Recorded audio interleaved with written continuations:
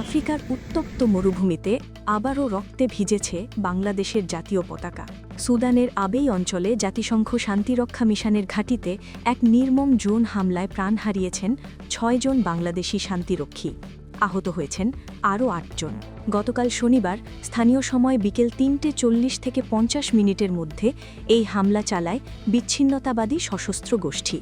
যে হামলার লক্ষ্যবস্তু ছিল কাদুগলি লজিস্টিক বেজ, যেখানে বাংলাদেশ সেনাবাহিনীর সদস্যরা জাতিসংঘের শান্তিরক্ষা মিশন ইউনিসফার অধীনে দায়িত্ব পালন করছিলেন।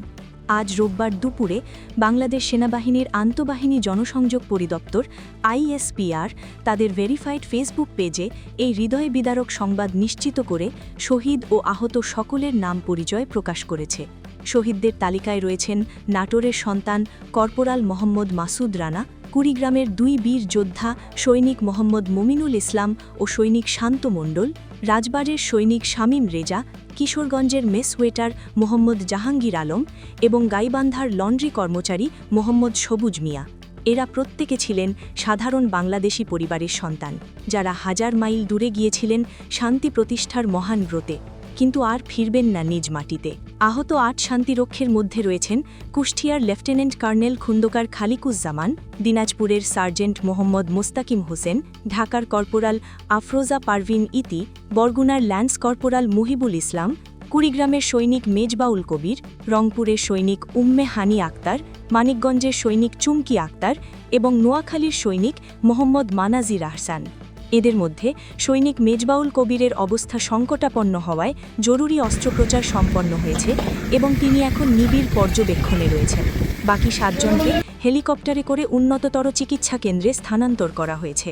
ISPR জানিয়েছে তারা এখন শঙ্কামুক্ত।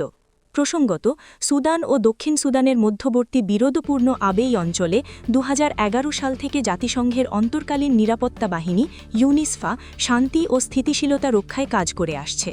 আর এই মিশনই বাংলাদেশ সর্বদাই অন্যতম বৃহত্তম সৈন্য প্রেরণকারী দেশ হিসেবে গুরুত্বপূর্ণ ভূমিকা পালন করছে। গত ১ বছরে সুদানে সামরিক বাহিনী ও র্যাপিড সাপোর্ট ফোর্সেসের মধ্যে চলমান সংঘাত আবেই অঞ্চলকে আরও অস্থির করে তুলেছে। বিচ্ছিন্নতাবাদী গোষ্ঠীগুলোর সাম্প্রতিক ড্রোন সক্ষমতা বৃদ্ধি আন্তর্জাতিক নিরাপত্তা বিশ্লেষকদের উদ্বেগের কারণ হয়ে দাঁড়িয়েছে। জাতিসংঘ সূত্রে জানা যায়, গত কয়েক মাসে শান্তিরক্ষীদের ওপর হামলার প্রবণতা উল্লেখযোগ্য হারে বেড়েছে, যা মিশনের কার্যকারিতা ও নিরাপত্তা নিয়ে গুরুতর প্রশ্ন তুলছে। বাংলাদেশ সেনাবাহিনী এই নৃশংস হামলার তীব্র নিন্দা জানিয়েছে এবং শোকসন্তপ্ত পরিবারগুলোর প্রতি গভীর সমবেদনা প্রকাশ করেছে।